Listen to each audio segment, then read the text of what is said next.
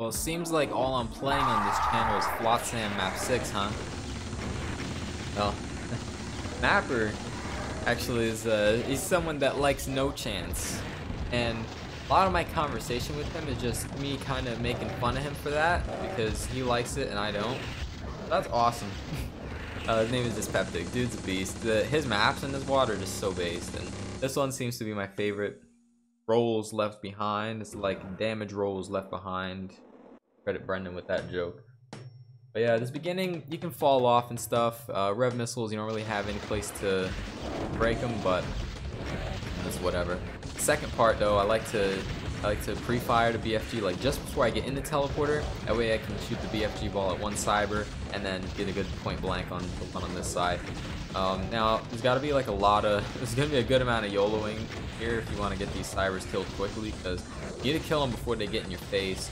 They could just screw you over, either like not shooting and just getting close, or they could just stand there and just go UV fast. It's kind of better if they just go UV fast. Anyway. And then these archviles, anytime these archviles can get woken up by these manks, these manks being the hardest, the most dangerous enemy in the game with Doom 64 and all of that good stuff. But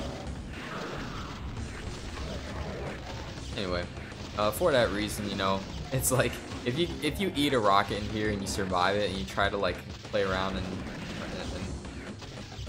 make up for it, you might just get destroyed by Nank fireballs. But if you use your cover well, you can avoid it and get out of here with like almost health. But it doesn't matter though. It's just these group of archviles. Now one thing that does happen a lot is I'll have like one or two three cybers here with these archviles, and then it makes things a little more complicated. But that was kind of nice this time. And for this, so I pre-fire some BFGs, and then check this out. So with the invuln, it's just a ton of archviles, and the whole concept behind this secret fight is it's just a thousand archviles like zapping you up here. You need to balance the invuln time between killing archviles and killing cybers. You have to do your best not to like run out of invuln while like in the midst of cybers like this, or while you're still down there. You the invuln for the archviles to get you up, and you'll see where like all the other invulns are. They're like up high. You gotta be up here and drop down to them. We'll see some of that. So what I do is I actually, like, as I was pushing in the archviles the first time, just lost it there. As I was pushing in the archviles the first time, I held straight left, and I was hoping that it would push me into that that cyber group that I was doing, because that group is actually really problematic. It's hard to deal with them without invuln, or if the invuln happens to run out, so that's why I like to do that.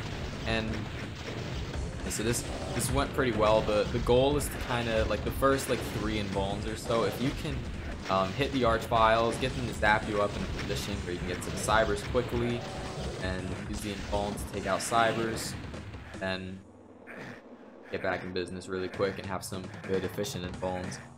Yeah, the invulns are McDonald's symbol, which I thought was really cool. Yeah, so that's another thing to address, really. Like all these bonuses on the floor here, the Doritos and the Mountain Dews, pretty sick. And yeah, sure enough, I mean, so this run was just exceptional, or this fight rather was exceptionally good, because it just, like, all 3 times the archviles zapped me exactly where I needed to be, exactly where the cybers are. So you could probably get it like more consistent if you found a certain way, but I didn't. I just kind of kept getting here until it worked out.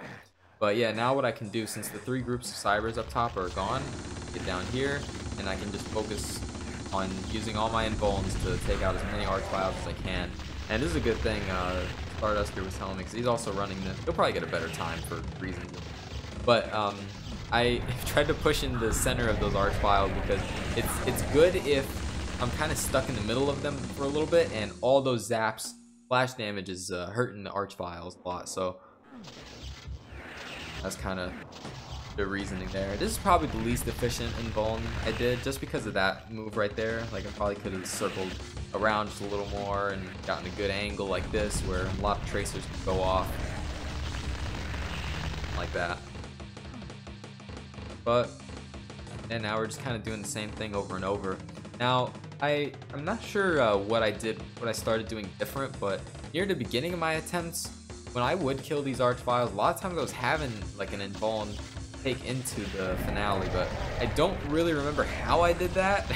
Somehow I guess I was just more efficient with the archviles, or maybe but what I really think is happening is I just had like no real strategy early on. I just kind of got in here and just played it, but eventually, you know, I started dying here a lot, and I started just trying to have a better plan.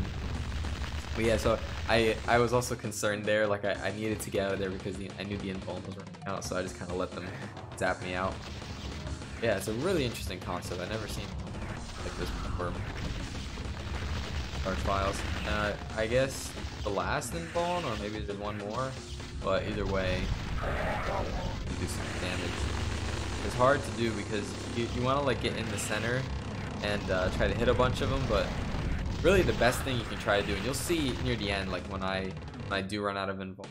Oh yeah, sure enough, you'll see kind of the most efficient way. So if they're around this corner and kind of just play them like a normal archvile horde, that's the best way to do it if you want to get like a lot of archviles with it. But then again, of course, you gotta balance when you're doing this fight, because it's like if there's not a lot of archviles left and not enough to bring you back up to the cybers if you haven't killed them yet, a lot to think about. So really strategic. it eventually came down to a strategy that had to be done a certain way, but anyway, I'm sure there's more efficient ways to do it and be able to take an invuln here. So now for the finale. Oh, this finale, the way this went. You know, this finale memed me so hard the last couple days. So pretty much what I did was I would do that, and then I would go try to circle around the cybers. But I decided to grab another like set of cells and just wait there just a little bit longer to pull cybers away from that wall, and it worked out better. But I got memed out so hard because cybers were just hugging the wall, like this wall. But yeah, I guess there's not much I can do about it. Eventually, like there's usually gonna be 1 or 2 times where I'm pushing around there and I'm gonna have to work around a cyber like you saw. Now, that was kind of lucky that I didn't get rocketed as I turned around there. You know how that is. But yeah, then I decided to push past the Manx a little bit.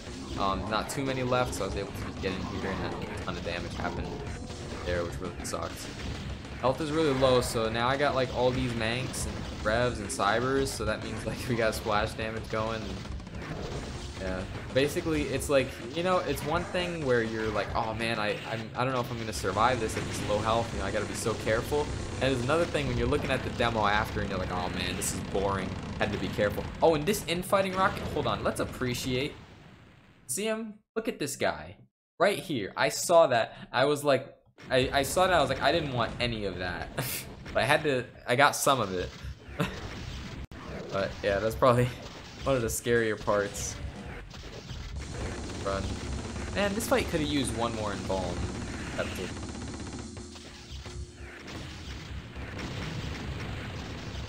Anyway, now it's just kind of clean up. It is scary though because no splash damage, infighting rockets, and non-homing missiles. You'll see a few non-homing missiles that I was having to watch out for. Yammo's also in a tough place, and not like out on the outer edge there. It's like here at the archviles, and big stack there where you can't walk.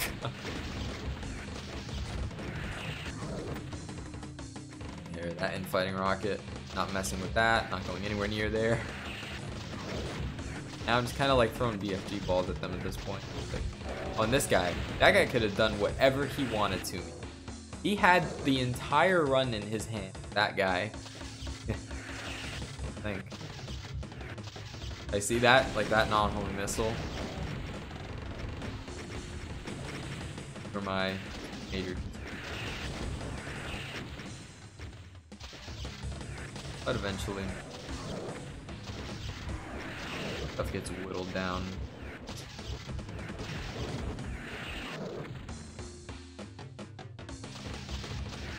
A little bit. Alright, all the cybers except one are gone. And then for this, so I've got, so it comes down to like one more enemy. One more rev. So I decide, you know, come over here, break the missiles. Then I come around. Check this out. This man, I saw that. I was like, no, this is not the way this is gonna go down. And then I got stuck on the eyes. I'm like, bro, please. But yeah, his name is also Cassis. Cassis or Dispeptic. Bro was left behind.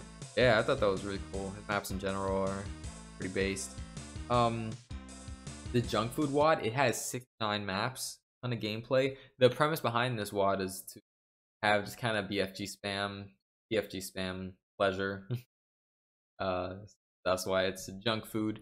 And it was like 3-hour speed maps. I made a map for it too, map 50, the next map. But yeah, hope you guys check out the WOD. Thanks, Meowgi. Thanks, Dispeptic. You guys enjoyed. Until next time. Peace.